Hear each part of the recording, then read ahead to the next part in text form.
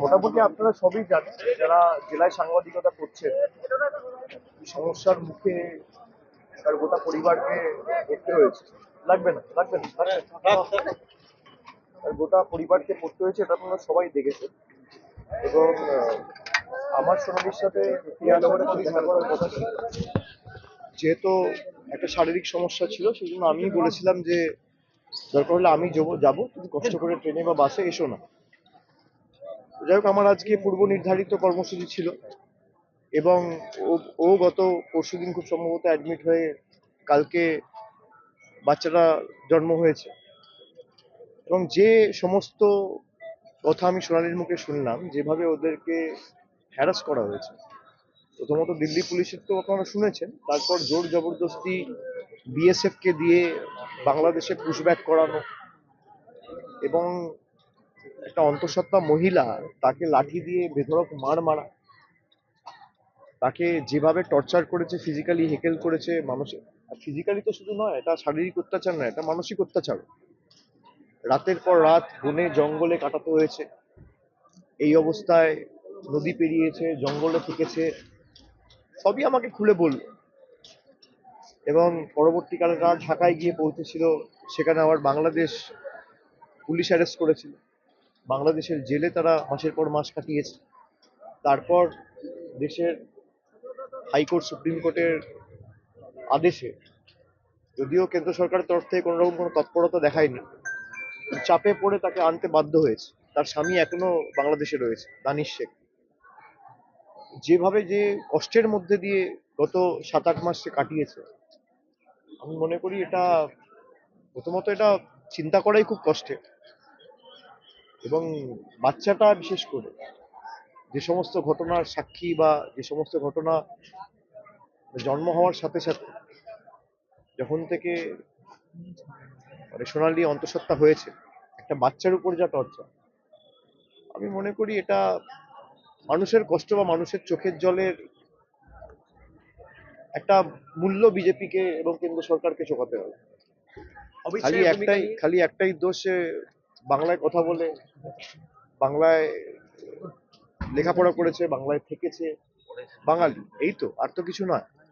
তার বাবা মায়ের ভোটার লিস্টে যখন নাম রয়েছে 2002 সালে, আপনি কিভাবে বাংলাদেশি বলে জোর জবরদস্তি বাংলাদেশে পুশব্যাক করে পাঠান?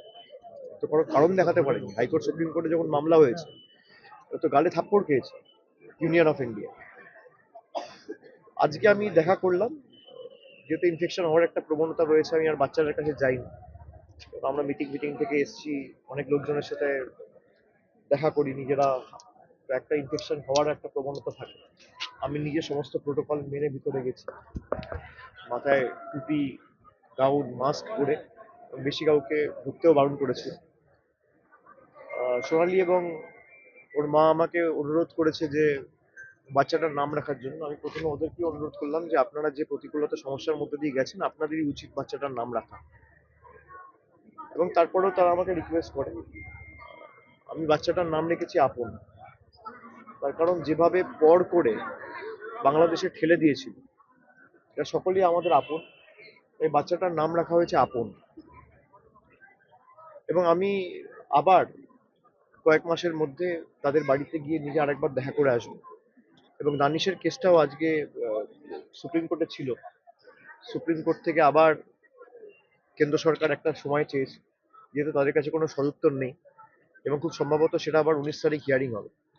আমরা আমাদের তরফ থেকে যতটুকু সামর্থ্য রয়েছে, আইনজীবী থেকে শুরু করে ওরাল আর্গুমেন্ট যেগুলো হওয়া উচিত, আমরা যেখানে যা সাহায্য, সহযোগিতা, সহায়তা করা পুরোটাই করবো, এবং যত দ্রুত সম্ভব দানিশকে ফিরিয়ে আনা যায় আমরা সেটা সুনিশ্চিত করব। আপনার আবেগে যে চোখের জলের জবাব কেন্দ্রকে কিভাবে দেওয়া, আপনাকে দেখতে পাচ্ছি আমরা যে আপনার চোখে জল বেরোচ্ছে। না, এরা বুঝবে না, এরা তো কোনোদিন মানুষের সাথে মেশেনি, এরা তো দাঙ্গা করে বেসিক্যালি ক্ষমতায় এসছে। বিজেপি যে 11 বছর ধরে ক্ষমতায়, আজকে ধরুন এসআইআর এর ক্ষেত্রে আমি শুনছি অমর্ত্য সেনের মতো লোককে নোটিশ পাঠানো হচ্ছে। আপনি এর থেকে কি আশা করেন? এরা তো দাঙ্গা করে ক্ষমতায় এসছে। মমতা বন্দ্যোপাধ্যায় আন্দোলন করে, লড়াই করে সিপিএম কে ক্ষমতাচ্যুত করেছে, পরবর্তীকালে 3বার মুখ্যমন্ত্রী হয়েছে, একাধিক উন্নয়নমূলক প্রকল্প একের পর এক মানুষের দোরগোড়ায় পৌঁছে দিয়েছে। এর থেকে আশা করাই উচিত। এরা কোনোদিন বোঝে যে মায়ের চোখের জলের দাম কি? ভুগতে হবে। যারা বাংলার মানুষকে কষ্ট দিয়েছে, বাংলার 10 কোটি মানুষের কান্না বৃথা যাবে না। আজকে যারা ক্ষমতার দম্ভে মানে কার্যত অন্ধ হয়ে গেছে, ক্ষমতার মোহে অন্ধ হয়ে গেছে, তাদেরকে উচিত শিক্ষা বাংলার 10 কোটি মানুষ। অমর্ত্য সেন কেন্দ্রের বিরুদ্ধে কথা বলে বলেই কি অমর্ত্য সেনকে এরকম নোটিশ পাঠানো হয়েছে? মানে একটা সময় তার বাড়িও আমরা দেখেছি রীতিমতো যার সে তো স্পর্শকাতর আপনাদের মনে যখন এই প্রশ্ন উঠছে, আমি ভাববো নিশ্চয়ই এই প্রশ্নের কোনো যথার্থতা রয়েছে। সাংবাদিক হিসেবে যখন এই প্রশ্নগুলো আপনার মনে উঠছে, তখন 100টা লোকের মনে উঠতে পারে। একটা বিষয়ে অন্য প্রশ্ন। আমাকে আর দাঁড় করাবেন না হাসপাতাল চত্বর, তো গাড়ি করে দিতে হবে। শুভেন্দু অধিকারী বারবার বীরভূম আসছে, বীরভূম নিয়ে কি বলবেন? আর গণতান্ত্রিক দেশ, যে যেখানে ইচ্ছা যেতে পারে, তো অসুবিধা কি আছে? তো খালি ভোটের সময় না, সারা বছর আসে। আমাদের প্রতিনিধিরা তো সারা বছর থাকে, খালি ভোটের সময় না। এসআইআর এর সময় যেভাবে মানুষকে হয়রানির শিকার হতে হয়েছে, মানুষ দেখেছে বিজেপি কোথাও মানুষের পাশে দাঁড়ায়, মানুষের কাছে সাহায্যের হাত বাড়ায়। তো যারা মানুষকে কাঁদিয়েছে, আগামী দিন মানুষ তাদের কাঁদাবে। দাদা বলছি একটা লাস্ট প্রশ্ন, যে আপনি প্রতিকূলতায় এড়িয়ে জনসভায় আসতে পারেন, কিন্তু প্রতিকূলতায় এড়িয়ে প্রধানমন্ত্রী অনেক বড় ব্যাপার। প্রধানমন্ত্রী সুলভ আচরণ করেছে। আমি তো সাধারণ কর্মী, আমাকে আমাকে যদি কেউ ষড়যন্ত্র করে আটকানোর চেষ্টা করে, আমি সেই ষড়যন্ত্র চূর্ণ বিচূর্ণ করতে যাব। আমি সেই ষড়যন্ত্রের বেড়াজাল বা চক্রব্যূহ ভেঙে চূর্ণ বিচূর্ণ করে কোথায় কি করতে হয় আমি জানি। আমার আজকে আসার কথা ছিল 1টার সময়, কলকাতা থেকে 11:30টার সময় রওনা দেওয়ার কথা ছিল। আমি অপেক্ষা করি 12টা অবধি, তারপরে আমি বুঝে গেছি, যখন দেখলাম যে এদের চাল ঠিক না, তখনই আমি বুঝে গেছি। তখন আমি ঝাড়খণ্ডের মুখ্যমন্ত্রী দপ্তরে যোগাযোগ করে তাদের সাথে কথা বলে আমি ধন্যবাদ দিই। তারা ইমিডিয়েটলি তাদের হেলিকপ্টারটা ওখান থেকে ডিলিং করে পাঠিয়ে আমাদের সঙ্গে সঙ্গে কলকাতায় পাঠিয়ে, যাতে আমি আসতে পারি। আমার আসতে হয়তো একটু কাল বিলম্ব হয়েছে, অনেক মানুষ মাঠে ছিল। আমি যখন হেলিপ্যাড থেকে সভা মঞ্চের দিকে যাচ্ছিলাম, দুধারে যেভাবে সাধারণ মানুষের সমাগম, আমি কৃতজ্ঞ মানুষের কাছে। আর যারা রাস্তায় এই ঘন্টার পর ঘন্টা দাঁড়িয়ে আছে, তারা শুধুমাত্র এক ঝলক দেখা বা কথা শোনার জন্য আসে না, তারা সিদ্ধান্ত নিয়ে আসে যে যেটুকু বিজেপির মানে বুথে ক্ষমতা বা প্রভাব বা অস্তিত্ব রয়েছে, সেটুকু ভেঙে চুরমার করে তাদেরকে ঝেঁটিয়ে বিদায় দেওয়ার সিদ্ধান্ত নিয়ে তারা মাঠে এসছে।